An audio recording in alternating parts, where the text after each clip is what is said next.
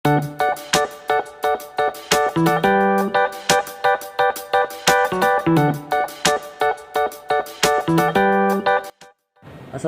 warahmatullahi wabarakatuh. Baiklah, kembali lagi dengan saya Muhammad Atau Rahman Akil dari Prodi Pendidikan Fisika Universitas Bengkulu. Kita akan lanjut ke bab kedua mengenai manajemen pendidikan, yaitu tentang tugas dan tanggung jawab manajemen pendidikan. Di sini ada 6 subbab yang akan kita bahas. Yaitu yang pertama ada konsep dasar kepala sekolah, yang kedua ada syarat-syarat menjadi kepala sekolah, yang ketiga ciri-ciri kepala sekolah, terus yang keempat ada tugas dan tanggung jawab kepala sekolah, yang kelima itu ada fungsi kepala sekolah sebagai manajer, dan yang keenam yaitu peran kepala sekolah. Nah, kita masuk yang ke pertama, yaitu konsep dasar kepala sekolah. Oke. Nah, pengertian kepala sekolah. Secara etimologi, kepala sekolah adalah guru yang memimpin sekolah. Dan kata kepala sekolah sendiri itu berasal dari dua kata, yaitu kepala dan sekolah. Kepala dapat diartikan sebagai seorang ketua atau pemimpin, dan sekolah adalah organisasi atau lembaga di mana tempat terjadinya penerimaan dan pemberian penjelasan informasi. Dan menurut Syarifuddin, tugas kepala sekolah adalah mempengaruhi, mendorong, membimbing, mengarahkan, dan menggerakkan guru, staf siswa, orang tua, dan pihak yang terkait untuk bekerja dan berperan guna mencapai tujuan yang ditetapkan. Berikut adalah hal-hal yang mempengaruhi kepemimpinan kepala sekolah menurut Depdiknas, yaitu yang pertama, kepribadian yang kuat, yakni pribadi yang percaya diri, berani dan bersemangat, dan memiliki kepekaan sosial.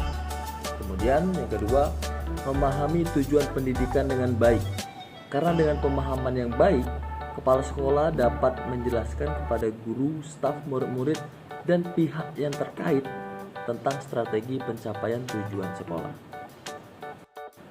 Kemudian yang selanjutnya adalah memiliki pengetahuan yang luas tentang bidang tugasnya maupun bidang lain yang terkait. Dan yang terakhir, memiliki keterampilan yang profesional, yaitu keterampilan yang terkait dengan tugasnya sebagai kepala sekolah. Baiklah, yang kedua yaitu syarat-syarat untuk menjadi seorang kepala sekolah. Berdasarkan surat keputusan Menteri Pendidikan Nasional nomor 13 tahun 2007, syarat-syarat menjadi kepala sekolah itu adalah sebagai berikut. Yang pertama, kualifikasi umum kepala sekolah atau madrasah. Yaitu harus memiliki kualifikasi akademik sarjana S1 atau diploma 4 kependidikan atau non-kependidikan pada perguruan tinggi yang terakreditasi. Kemudian pada waktu diangkat menjadi kepala sekolah berusia setinggi-tingginya atau maksimal 56 tahun. Kemudian memiliki pengalaman mengajar sekurang-kurangnya 5 tahun.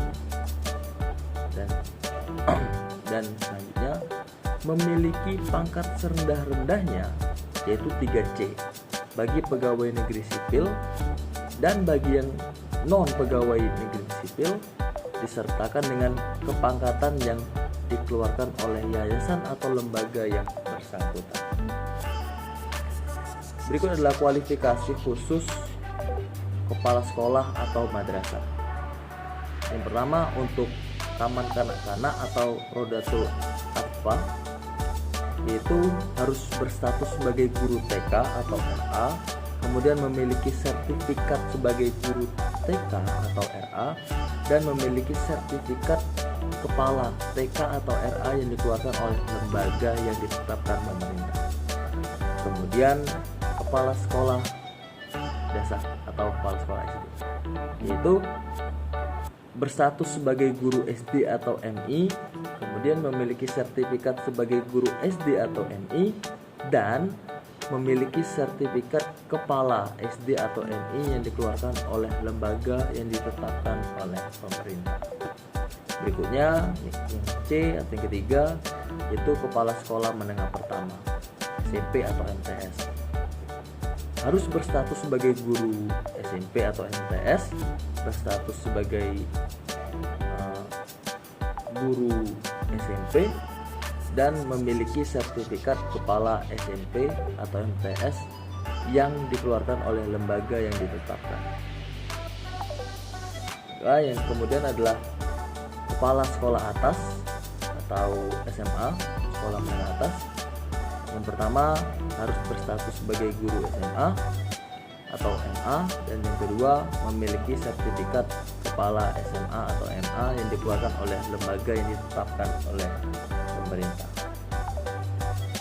Kemudian terakhir yaitu kepala sekolah kejuruan atau SMK dan MAK, yaitu berstatus sebagai guru SMK atau MAK dan memiliki sertifikat kepala SMK atau MAK yang dikeluarkan oleh lembaga yang ditetapkan oleh pemerintah. Baiklah, selanjutnya adalah ciri-ciri kepala sekolah yang selektif. Menurut Sergio Vanni dan kawan-kawan, mereka mengidentifikasi 5 ciri kepala sekolah yang mengagumkan, yaitu yang pertama, memiliki pemahaman yang luas terhadap sekolah yang dipimpinnya.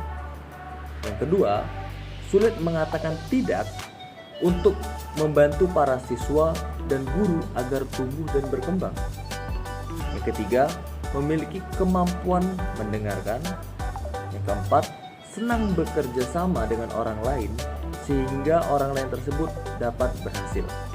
Dan yang terakhir, yang kelima, toleran terhadap situasi ambiguitas dan memahami bahwa budaya sekolah terus berkembang sepanjang waktu. Menurut Husnurido, ciri-ciri kepala sekolah efektif adalah sebagai berikut. Yang pertama, memiliki visi yang kuat tentang masa depan sekolahnya dan ia mendorong semua staf untuk mewujudkan visi tersebut. Yang kedua, memiliki harapan tinggi terhadap prestasi siswa dan kinerja staf. Yang ketiga, tekun mengamati guru di kelas dan memberikan umpan balik yang positif dan konstruktif dalam rangka memecahkan masalah dan memperbaiki pembelajaran. Kemudian yang keempat, mendorong pemanfaatan waktu secara efisien dan merancang langkah-langkah untuk meminimalisir kekacauan. Yang kelima, mampu memanfaatkan sumber-sumber material dan personil secara kreatif. Dan yang terakhir, memantau prestasi siswa secara individual dan kolektif serta memanfaatkan informasi untuk mengarahkan perencanaan instruksional. Materi yang ketiga yaitu tugas dan tanggung jawab kepala sekolah. Menurut Purwanto, tugas dan tanggung jawab kepala sekolah atau manajer pendidikan yaitu harus mengalami perkembangan dan perubahan baik sifat maupun luasnya sesuai dengan pendidikan di negara Indonesia yang bersifat nasional demokratis. Maka sifat kepemimpinan manajemen sekolah pun harus berubah dengan mengarah pada kepemimpinan pendidikan yang demokratis. Tugas dan tanggung jawab kepala sekolah dapat digolongkan menjadi 2 bidang, antara lain yaitu tugas kepala sekolah dalam bidang administrasi dan tugas kepala sekolah dalam bidang supervisi. Baiklah, selanjutnya adalah fungsi kepala sekolah sebagai manajer. Ada 8 fungsi, yaitu yang pertama adalah bekerja dengan melalui orang lain.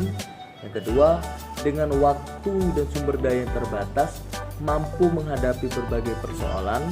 Yang ketiga, bertanggung jawab dan mampu mempertanggungjawabkan apa yang dipertanggungjawabkan. Yang keempat yaitu berpikir secara realistik dan konseptual. Kemudian selanjutnya adalah sebagai juru penengah dan adalah seorang yang politis. Dan ketujuh adalah sebagai diplomat, dan yang terakhir berani mengambil keputusan yang sulit. Baiklah, yang selanjutnya adalah peran kepala sekolah.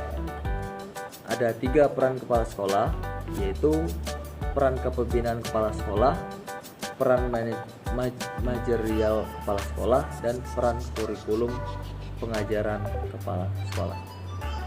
Itulah yang dapat saya berikan dari materi saya. Semoga bermanfaat. Saya ucapkan Assalamualaikum warahmatullahi wabarakatuh.